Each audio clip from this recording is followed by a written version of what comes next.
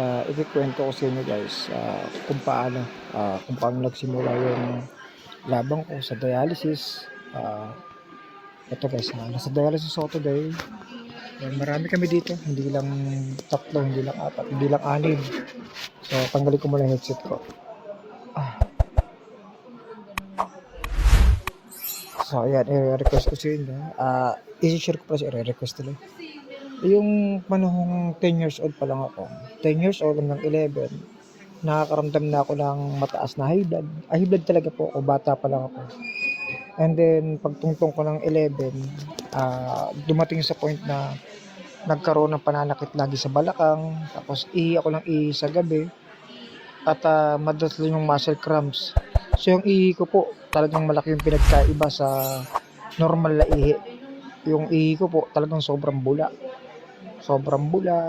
Tapos sabi ko nga, pabalik-balik ko sa CR. So sobrang drain ng katawan ko sa iyo. And then dito nga, tumaas na yung BP ko. Nagulat yung nanay ko, 11 years old ka pa lang, yung BP mo ang taas na. So akala ko yung simpleng bula sa ihi, natural lang. Yung pala, protein pala yun. So sobrang taas daw ng protein sa ihi ko. So ayun, nadala naman ng gamutan. So nagamot, nag-herbal ako niyan, banaba, sambong, nakuha naman siya. At the age of 27, bumalik na naman yung sakit ko guys. Yung expected ko na akala ko magagamot pa or makukuha pa sa mga herbal, hindi na po.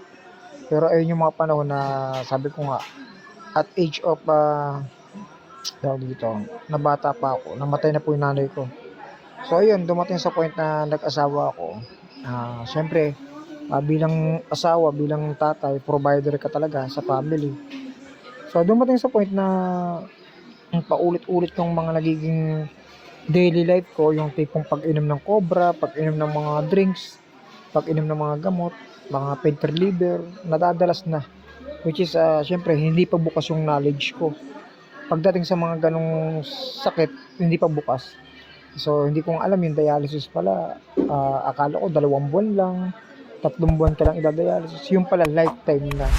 Tsaka, ayun, unti-unti kong naramdaman yung malaking pagbabago. Yung na-dialysis na ako kasi nga, yung creatinine ko umabot na po ng 1,200.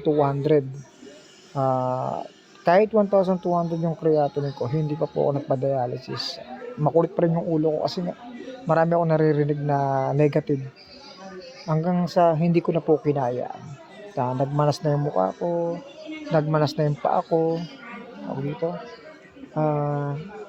Ngayon, bumalik ako sa hospital. So, sabi sa akin sa hospital, kumuha ulit ng laboratory. So, kumuha ulit ng laboratory. Nakita yung laboratory ko is, ang taas po ng creatinine. So, umabot ng 1,2. Ay, 2,2 pala, 2,2. So, ang payo ng doktor, kailangan masalina ng dugo, 6 na bag ng dugo, and kailangan na ng emergency dialysis. Siyempre, mahirap magpasya. Unang-una, 3 lang kami magkakapatid. At sa buhay ng isang dialysis, sobrang hirap po niyan. Lalo't naabutan ko pa yung mga panahong may bayad pa yung dialysis. Kahit naman ngayon na wala ng bayad, mahirap pa rin. Kasi may mga gamot na kailangan bilhin, lalo na kapag hindi naman libreng nakukuha. So, kailangan namin mamasahe. Kung mulang bumagyo, kailangan pumunta kami sa dialysis namin. Nandiyan yung mga maraming pagbabago. Kahit araw ng, minsan niya kahit kaarawan ko pa, dialysis. Kahit Pasko, dialysis. Kahit bagong taon, dialysis. Kaya minsan, yung mga dumarating na mga ganap, birthday, o mga festa, hindi na po ako masaya. Parang, hindi ako pwede mag-enjoy pagdating sa pagkain, sa inumin, laging limitado. Ganun kahirap. Kaya sabi ko nga, hanggang kailan, habang buhay na daw, na dialysis. So, thank God pa rin. Alam nyo guys kung bakit napakaswerte pa rin natin kay Lord. Kaya 6 years and 3 months, nandito pa rin ako. Patuloy pa rin lumalaban. Hindi pa rin iniwan ni Lord, di ba? So yan, sa mga kapwa ko dialysis, yan. Mahirap yung mga pinagdadaanan natin. May pangamba, may takot. Ako nga, sabi ko nga sa inyo, wala nang mother, wala na rin father, yung tatlo lang yung magkakapatid. So, minsan ginagawan ko talaga ng paraan kung saan nahanap ng gastos, mag-gastos pa rin kahit libre yung dialysis. Pero sa awa ng Diyos, ayan, di ba? May mga dumarating na milagro sa buhay natin na hindi mo inaasahan. Yung biglaan na lang na, may ganito, di ba?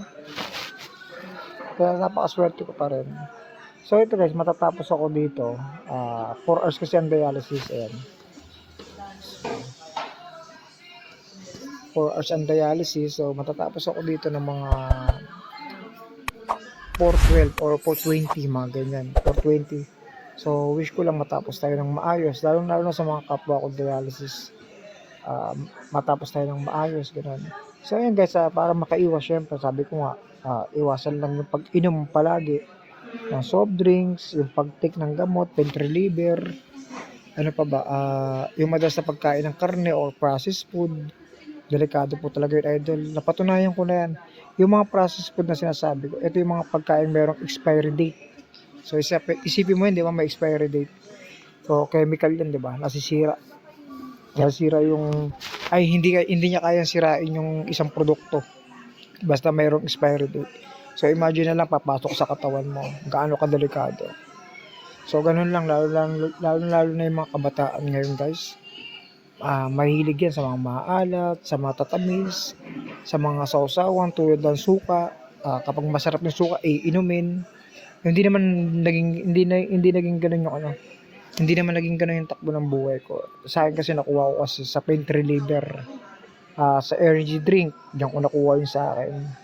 Pumantong talaga sa malala.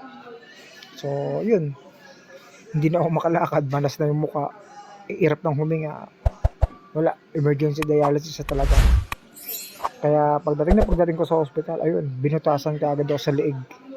So 2 buwan din ako may butas sa leeg yung mga panahon na yun. Kaya mahirap, kaya tuloy-tuloy lang din laban. Ganun talaga, syempre. Ayun, laban lang guys, laban lang. Ayun, mahirap dito, mahirap. Kasi lahat dito may pangamba, ganun, may takot. Kailangan talaga ng tawag dito, yung pagkakaroon ng disiplina sa katawan. Yun ang pinaka-importante para mabuhay tayo ng matagal, tsaka healthy. Kailangan lang natin samahan ng exercise, healthy diet, yan yung mga pinaka-importante. So ayan guys, God bless inyo at salamat sa pag-subscribe. Kita-kits tayo guys sa mga live. Thank you po.